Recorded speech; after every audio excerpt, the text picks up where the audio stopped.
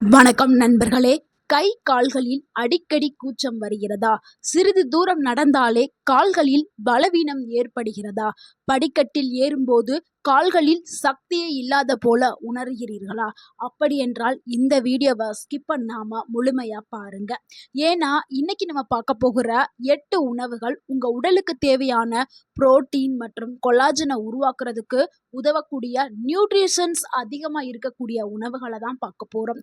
குறிப்பா 50, 60, 70 வயதிற்கு மேல இருக்கிறவங்களுக்கு இந்த உணவுகள் கண்டிப்பாக தேவைப்படும். ஸோ இந்த உணவுகளை நீங்க எடுத்துக்கிற பொழுது ரொம்பவுமே ஆரோக்கியமா இருப்பீர்கள். கைகளில் தொடர்ந்து கூச்சம், உணர்வின்மை அல்லது கால்கள்ல அதிக பலவீனம் இருந்தால் இந்த உணவுகளை நீங்க தொடர்ந்து எடுத்துக்கிட்டே வரலாம். அடுத்து விட்டமின் B12 குறைபாடு, டயாபெட்டிஸ், நர்வ்ஸ் ப்ராப்ளம் போன்ற பல காரணங்களும் இதுக்கு இருக்கலாம். அதனால தான் முதல்ல நீங்க தெரிஞ்சுக்க வேண்டியது இந்த உணவுகள். ஸோ இந்த உணவுகளை சாப்பிட்டீங்கன்னா கண்டிப்பா உங்களுக்கு நல்ல ஒரு மாற்றம் ஏற்படும். முதல்ல கொலாஜன் அப்படின்னா என்ன அப்படிங்கிறத நீங்க தெரிஞ்சுக்கிறணும். நம்ம உடல்ல இயற்கையாகவே உருவாகக்கூடிய ஒரு முக்கியமான ஸ்ட்ரக்சரல் புரோட்டீன் தான் கொலாஜன். நமது தோல், எலும்புகள், கார்டிலேஜ், டென்டான்ஸ் மற்றும் கனெக்டிவ் டிஷ்யூஸ் போன்ற பல பகுதிகளில் கொலாஜன் முக்கிய பங்கு வகிக்கிறது. வயது அதிகரிக்கும் போது உடல்ல கொலாஜன் உருவாகிற அந்த அளவு குறையும். குறிப்பா 30 வயதை எட்டிட்டாவே உடலால உற்பத்தி செய்ய முடியாது. கொலாஜன் அளவு படிப்படியாக குறைய ஆரம்பிக்கும். அதனால தான் சிலருக்கு சருமத்துல எலாசிட்டி குறையிறது, சருமத்துல முகச்சுருக்கங்கள் வர்றது, மூட்டுகளில் வலி வர்றது, மூட்டுகளில் ஸ்டிஃப்னஸ், தசை மற்றும் கனெக்டிவ் டிஷ்யூ சப்போர்ட் குறையிறது, உடல் மீட்பு மெதுவாக இழக்கிறது, தசை இழப்பு ஏற்படுறது. ஸோ இதெல்லாமே நடக்குது. அதனால தான் கொலாஜன் உள்ள உணவுகள் கண்டிப்பாக நம்ம உடலுக்கு தேவை. நம்ம ஒரு இளமையை தக்க வைக்கணும், ஸோ நம்ம இளமையில் இருந்த மாதிரி நம்ம ஒரு வாழ்க்கையை கொண்டு போகணும் அப்படின்னா கண்டிப்பாக நம்ம கொலாஜன் ரிச்சாக இருக்கக்கூடிய உணவுகளை நம்ம எடுத்துக்கிறணும். ஸோ உடலில் கொலாஜன் உருவாகிறதுக்கு என்ன தேவை? Protein, vitamin C, zinc, copper மற்றும் நியூட்ரிஷன்ஸ் இது எல்லாமே தேவைப்படுது. அதனால தான் நம்ம சொல்லக்கூடிய உணவுகளில் சில உணவுகளில் கொலாஜன் இருக்குது, சில உணவுகளில் புரோட்டீன்ஸ், ஜிங்க், விட்டமின் சி இது எல்லாமே இருக்குது. அதனால தான் அந்த உணவுகள் ரொம்பவுமே முக்கியமான உணவுகளாக கருதப்படுது. அதில் முதலாவது உணவு என்னென்னா முட்டை தான் பார்க்க போகிறோம். ஏன் முட்டையை நம்ம சொல்கிறோம்னா முட்டைங்கிறது எளிமையாக கிடைக்கக்கூடிய ஒரு உணவு. இதில் நல்ல புரோட்டீன்கான சோர்ஸ் இருக்குது. வயது அதிகரிக்கும் போது மசில்ஸ் மாஸ் குறையும் பிரச்சனை சிலருக்கு ஏற்படும். இதனை சரி பண்ணுறதுக்கு இது பயன்படுது. முக்கியமாக வயதானவர்களுக்கு 60 வயசுக்கு மேலே இருக்கிறவங்களுக்கு அந்த மசில்ஸ் எல்லாமே லூஸ் ஆகும். அதைத்தான் மருத்துவத்தில் சார்கோபீனியா அப்படின்னு சொல்கிறோம். ஸோ அந்த தசை இழப்பை தடுக்கிறதுக்கு முட்டை சிறந்த உணவாக இருக்கு. வயதானவர்களுக்கு புரோட்டீன் ரொம்ப ரொம்ப முக்கியம். முட்டையில் புரோட்டீன் இருக்கிறதுனால அது மசில்ஸை மெயின்டைன் பண்ணுறதுக்கு உதவி பண்ணுது. எப்படி நம்ம முட்டையை எடுத்துக்கிறோம்னா காலை உணவில் ஒரு வேக வைத்த முழு முட்டையை நம்ம எடுத்துக்கிறணும். அப்போ தான் அதில் இருக்கக்கூடிய ஊட்டச்சத்துக்கள் உடலுக்கு எளிமையாக கிடைக்கும். நீங்கள் எண்ணெயில் பொரித்தோ வறுத்தெல்லாம் சாப்பிடக்கூடாது. முழுசாக வேக வைத்த, நல்லா வேக வைக்கணும். ஹாஃப் ஆயில்லாம் சாப்பிடுவாங்க சிலர். நல்லா வேக வைத்த முட்டைகளை மட்டுமே எடுத்துக்கிறணும். அடுத்து நம்ம இரண்டாவதாக பார்க்கக்கூடிய ஒரு உணவு என்னன்னா மீன். நம்மளுடைய பாரம்பரிய உணவில் மீன் ஒரு முக்கிய இடத்துல இருக்குதுங்க. மீன் நல்ல குவாலிட்டியான புரோட்டீனை கொடுக்கறதுக்கு பயன்படுது. சில வகையான மீன்களில் ஒமேகா 3 ஃபேட்டி ஆசிட் இருக்குது. புரோட்டீன் என்பது கொலாஜனுக்கு நேரடியாக சப்ஸ்டிட் கிடையாது. ஆனால் உடல் திசுக்கள் மற்றும் மசில்ஸை மெயின்டைன் பண்ணுறதுக்கு புரோட்டீன் ரொம்பவே முக்கியம். வாரத்தில் எத்தனை முறை நம்ம எடுத்துக்கலாம்னா மீனை வாரத்துக்கு 3 முறை தாராளமாக எடுத்துக்கலாம். ஆனால் அதை ஆவியில் வேக வச்சு குழம்பாக எடுத்துக்கிறணும். போட்டு எண்ணெயில் போட்டு பொரிச்சு எடுக்கிறது அந்த மாதிரிலாம் செய்யக்கூடாது. அப்படி செஞ்சால் அதில் இருக்கக்கூடிய சத்துக்கள் போய் நம்மளுக்கு ஆயில் அதிகமாக பொரித்த உணவுகளை எடுக்கும்போது இன்னுமே கூடுதலான தீங்கு ஏற்படும். ஸோ உணவுகளை சரியான முறையில் சமைச்சு எடுக்கிறது ரொம்ப ரொம்ப முக்கியம். அடுத்து நம்ம மூன்றாவதாக பார்க்கக்கூடிய ஒரு உணவு என்னன்னா அதுதாங்க தயிர். இந்த உணவு ரொம்ப ரொம்ப எளிமையாக கிடைக்கக்கூடிய ஒரு உணவு தான். தயிர் புரோட்டீன் மற்றும் கால்சியம் மற்றும் நியூட்ரிஷன்ஸ் வழங்கக்கூடிய ஒரு உணவாக இருக்குது. குறிப்பாக வயதானவர்களுக்கு எலும்பு ஆரோக்கியம் ரொம்ப ரொம்ப முக்கியம். ஸோ அதுக்கு தயிர் ரொம்பவே ஒரு சிறந்த உணவாக இருக்குது. நம்ம மதிய சாதத்து கூட தயிரை எடுத்துக்கிறது ரொம்பவுமே ஆரோக்கியமானது. அடுத்து நம்ம 4வதா பார்க்கக்கூடிய ஒரு உணவு என்னன்னா, பாதாம் தாங்க. பாதாம்னா எல்லாருக்குமே ஒரு பிடித்தமான உணவா இருக்குது. ஸோ பாதாம்ல protein, healthy fat, vitamin E, magnesium போன்ற பல நியூட்ரிஷன்ஸ் வந்து இதில இருக்குது.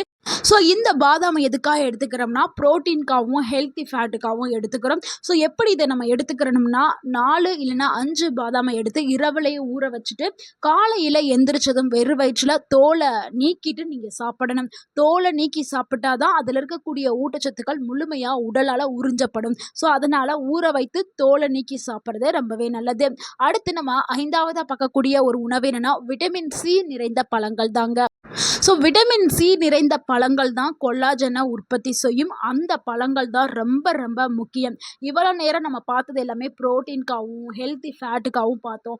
இப்போ பார்க்கக்கூடிய உணவுகள் தான் கொல்லாஜனை உற்பத்தி செய்யக்கூடியது. உதாரணமா நம்ம பார்க்கக்கூடிய உணவுகள் என்னன்னா, கொய்யாப்பழம், நெல்லிக்காய், ஆரஞ்சு, எலுமிச்சை, கிவி, பப்பாயா இது எல்லாமே வந்து கொலாஜனை உற்பத்தி பண்ணக்கூடிய உணவுகள். ஸோ இதை நம்ம உணவா டெய்லி நம்ம எடுத்துக்கிறணும். ஸோ கொய்யாப்பழத்துல விட்டமின் சி அதிகமா இருக்குது. அதெல்லாம் கொலாஜனை வந்து உற்பத்தி பண்ணும். நெறைய பேருக்கு தெரியாது. நெறைய பேர் என்ன நெனச்சுக்கிறாங்கன்னா, காஸ்ட்லியான பழங்கள்ல மட்டும் தான் இது கொலாஜன் வந்து உற்பத்தி பண்ணும் அப்படின்னு நெனச்சுக்கிட்டு இருக்காங்க. அது கிடையவே கிடையாது. நம்ம கொய்யா பழத்துல இருக்குது. நம்ம நாட்டுல கிடைக்கக்கூடிய, எளிமையா கிடைக்கக்கூடிய கொய்யால வந்து கொலாஜன்ஸ் இருக்குது. நம்ம டெய்லி ஈவினிங்ல ஸ்நாக்ஸா சிறிதளவு கட் பண்ணி பவுல்ல போட்டு நீங்க அழகா ஸ்நாக்ஸ் மாரி எடுத்துட்டு வரலாம். அது கூடவே நீங்க எலுமிச்சைய லைட்டா ஜூஸா எடுத்துக்கலாம். இல்லைனா பிழிஞ்சு கூட நீங்க எ விட்டுட்டு அந்த ஸ்நாக்ஸா சாப்பிடலாம். ஸோ கிவி பழம் இது எல்லாத்துலயுமே வந்து கொலாஜன் இருக்குது. ஆரஞ்சு பழம் இது எல்லாத்துலயுமே இருக்குது. அடுத்து நம்ம 6வதா பார்க்கக்கூடிய ஒரு உணவு என்னன்னா, அதுதாங்க பூசணி விதைகள் தாங்க. பூசணி விதைகள்ல புரோட்டீன், மெக்னீசியம், ஜிங்க் போன்ற நியூட்ரிஷன்ஸ் நெறையாவே இருக்குது. ஜிங்க் உடல்ல பல பயாலஜிக்கல் ப்ராசஸ்க்கு முக்கியமான ஒரு மினரலா இருக்குது. ஸோ ஜிங்க்குங்கிறது ஆண்கள், பெண்களுக்கு தேவையான முக்கியமான ஒரு ஊட்டச்சத்து. ஸோ நம்ம பூசணி விதைகள நம்ம ஸ்நாக்ஸா ஈவினிங் டைம்ல வந்து நம்ம எடுத்துக்கிறலாம். அது எப்புட்னா வெறுமனமே நம்ம வடச்சட்டியில போட்டு வறுத்து நம்ம எடுத்துக்கிறலாம். ஸோ அதில காரமோ, உப்போலாம் சேர்க்க வேணாம். இல்லன்னா இரவுல தண்ணீல ஊற வச்சுட்டு காலையில எடுத்துக்கிறதா இருந்தாலும் எடுத்துக்கிறலாம். ஸோ நீங்க பூசணி விதைகள எவ்வளவு அளவு ஒரு நாளைக்கு எடுத்துக்கிறணும்னா, 1 கைப்பிடி அளவு வந்து எடுத்துக்கிறலாம். ஸோ சின்னவங்கன்னா, சின்னவங்களுடைய 1 கைப்பிடி அளவுக்கு எடுத்துக்கிறங்க. பெரியவங்கன்னா, பெரியவங்களுடைய 1 கைப்பிடி அளவு பூசணி விதைகள வந்து எடுத்துக்கலாம். பூசணி விதைகள் ரொம்ப ரொம்ப ஆரோக்கியமானது. கண்டிப்பா எல்லாருமே எடுத்துக்கிறக்கூடிய ஒரு சிறந்த உணவா அது இருக்குது. அடுத்து நம்ம 7வதா பார்க்கக்கூடிய ஒரு உணவு என்னன்னா, அதுதாங்க கொண்டைக்கடலை. நம்ம வீட்ல நம்மளுடைய சமையல் அறையில எப்பவுமே இருக்கும். ஸோ இதில அதிக அளவுல புரோட்டீனும், நார்ச்சத்தும் இருக்கு. வயதானவர்களுக்கு மசில்ஸோடைய ஹெல்த்துக்கு வந்து செரிமானத்துக்கு இது 2க்குமே வந்து இந்த கொண்டைக்கடல வந்து ஒரு சிறந்த ஒரு உணவா இருக்குது. நம்ம இத ஒரு ஸ்நாக்ஸா நம்ம ஈவினிங் டைம்லயோ, இல்ல மார்னிங் டைம்லயோ எடுத்துக்கலாம். ஸோ வேக வைத்த கொண்டைக்கடலைய வெங்காயம், தக்காளி, கொத்தமல்லி, சிறிது எலுமிச்சை எல்லாமே போட்டு நம்ம ஸ்நாக்ஸா ஈவினிங்ல சாப்பிடலாம். ஸோ நெறைய பேர் ஈவினிங்னா என்னன்னா பிஸ்கட்டு, சிப்ஸு இந்த மாதிரி ப்ராசஸ்டு ஸ்நாக்ஸ வந்து சாப்பிடுறாங்க. அதுக்கு மாற்றாக நீங்க வேக வைத்த கொண்டைக்கடல கூட நீங்க சில பொருட்கள போட்டு நீங்க சாப்பிடுறது ரொம்ப ரொம்ப ஆரோக்கியமானது. உங்க உடலுக்கு ரொம்பவுமே ஆரோக்கியமானது. அடுத்து 8வதா பார்க்கக்கூடிய ஒரு உணவு என்னன்னா, போனுடைய பிரெத் தாங்க. கொலாஜன் ரிச் ஃபுட் அப்புட்னா போன் பிரெத் தான். எலும்புகளுடைய மஞ்சையில தான் அதிக அளவுல வந்து கொலாஜன் வந்து இருக்குது. கொலாஜன் அப்புட்னாவே இதில தான் ரொம்பவே ரிச்சா இருக்குது. எலும்பு மற்றும் எலும்பு கனெக்ட்ல இருக்கக்கூடிய அந்த டிஷ்யூஸ் எல்லாத்துலயுமே வந்து கொலாஜன் வந்து நெறையாவே இருக்குது. ஸோ அதனால கொலாஜன நீங்க போன் பிரெத்லருந்து ஈஸியா நம்ம எடுத்துக்கிறலாம். ஸோ டெய்லி எடுக்க முடியலனாலும் அட்லீஸ்ட் வாரத்துக்கோ, இல்ல மாதத்திற்கு ஒரு முறையாவது எடுத்துக்கிறங்க. ஸோ இவ்வளவு நேரம் கொலாஜன் நிறைந்த உணவுகள நம்ம பார்த்து முடிச்சாச்சு. இப்ப இந்த பகுதி ரொம்பவுமே முக்கியம். கை, கால்கள்ல கூச்சம் ஏன் வருது அப்படிங்கிறத பார்த்துரலாம். ஸோ கொலாஜன் குறைந்தா தான் கை, கால்கள்ல கூச்சம் வருது என்று நேரடியா நம்ம சொல்ல முடியாது. ஆனா கை, கால்கள்ல வந்து டைட்டனிங் அல்லது நம்னஸ் ஏற்படுறதுக்கு பல காரணம் இருக்குது. அதாவது கை, கால்கள்ல கூச்சம் ஏற்படுறதுக்கு பல காரணம் இருக்கு. அதுல ஒரு காரணம் தான் விட்டமின் பி12 குறைபாடு. விட்டமின் பி12 குறைபாடு இருந்துச்சுன்னா, நரம்பு ரிலேட்டடான அறிகுறிகள் வந்து ஏற்படும். அடுத்து வந்து சர்க்கரை நோயாளிகள். சர்க்கரை நோய் இருந்துச்சுன்னா, நீண்ட காலமா பிளட் சுகர் கட்டுப்பாட்டுல இல்லைனாலும், நம்மளுக்கு கை, கால்கள்ல வந்து கூச்சம் வந்து ஏற்படும்.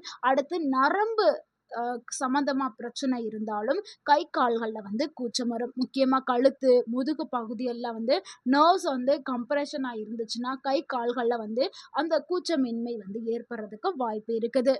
அடுத்து வந்து பிளட் சர்க்குலேஷன் தொடர்பான பிரச்சனை இருந்தாலும் இந்த கூச்சம் வந்து இருக்கும். ஸோ பல காரணங்கள்னால இந்த கை கால்களில் வந்து கூச்சம் வர்றதுக்கு பல காரணங்கள் இருக்குது. ஒரு காரணம் வந்து நம்ம சொன்ன மாதிரி கொலாஜன் குறைவாக இருக்கிறது.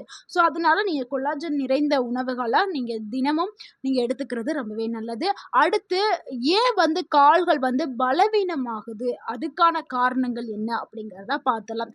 வயது அதிகரிக்கும் போது அந்த மசில்ஸ் மாஸ் குறைவதன் காரணமாக கால்கள் வந்து பலவீனமாகுது. அப்போ மசில்ஸ் மாஸ் குறையறதை ஈடுகட்டுறதுக்கு தான் நம்ம புரோட்டீன் அதிகமாக இருக்கக்கூடிய உணவுகளை எடுக்க சொல்கிறோம். ஸோ நீங்கள் புரோட்டீனை ரெகுலராக எடுத்துக்கிட்டு அது கூடவே ரெகுலர் ஃபிசிக்கல் ஆக்டிவிட்டீஸை நீங்கள் செய்யணும். ஸோ உடற்பயிற்சி ரொம்ப ரொம்ப முக்கியம். அது கூட போதுமான தூக்கம் ரொம்பவே முக்கியம். ஸோ இது 3 ரொம்ப ரொம்ப முக்கியம். உங்களுடைய கால்களை நீங்கள் நல்லா ஸ்ட்ரென்த்தாக வச்சுக்கிறணும் அப்படின்னா அதிகமாக புரோட்டீன் நிறைந்த உணவுகளை எடுத்துக்கிறங்க, கால்சியம் நிறைந்த உணவுகளை எடுத்துக்கோங்க.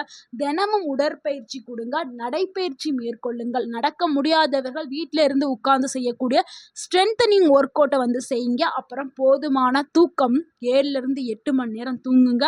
ஒரு நாளைக்கு தேவையான தண்ணி 2 லிட்டர்லேருந்து 3 லிட்டர் வந்து எடுத்துக்கிறங்க. ஸோ இது எல்லாமே சேர்த்து பண்ணாதான் நல்ல ஒரு பலன் வந்து உங்களுக்கு கிடைக்க ஆரம்பிக்கும். நண்பர்களே, இன்னைக்கு பார்த்த இந்த வீடியோ உங்களுக்கு பயனுள்ளதாக இருந்து இந்த வீடியோக்கு ஒரு லைக் பண்ணுங்க. அந்த வீடியோவை உங்களுடைய ஃப்ரெண்ட்ஸ் அண்ட் ஃபேமிலிக்கு ஷேர் பண்ணுங்க. மறக்காம நம்ம சேனலை சப்ஸ்கிரைப் பண்ணுங்க, சப்போர்ட் பண்ணுங்க, கமெண்ட் பண்ணுங்க. தேங்க்யூ ஃபார் வாட்சிங் அண்ட் வாழ்க வளமுடன். உங்கள் ஆரோக்கியம் உங்கள் கையில் தான். நன்றி, வணக்கம்.